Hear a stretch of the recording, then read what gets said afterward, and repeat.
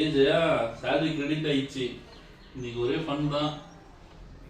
ஒரே சந்தோஷம் போறியே. ஆமா. என்ன பண்ண போற salary வச்சு? salary வச்சு ஃப்ரெண்ட்ஸ் கூட ஜாலியா தான் இருக்க போறேன். வேற என்ன பண்ணுவாங்க? சரி ஓகே, நீ ஜாலியா இருந்துக்கோ. கால்குலேட்டர் மட்டும் நான் வச்சுக்கிட்டு ஒரு கணக்கு போடணும். இந்தா.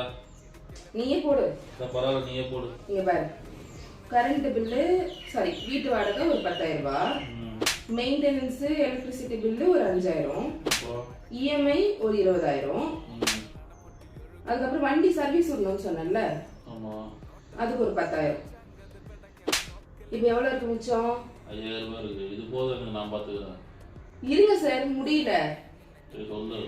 எனக்கு கை செலவுக்கு ஒரு 3,000 ரூபாய். அப்புறம் ஆன்லைன்ல ப்ராடக்ட் போட்டிருக்கேன். ஆன்லைன்ல? ஆமா. அது ஒரு 1,500 ரூபாய். மீதி 500 ரூபாய் இருக்கு. மளிகை கடையில 200 ரூபாய் கடன் இருக்கு.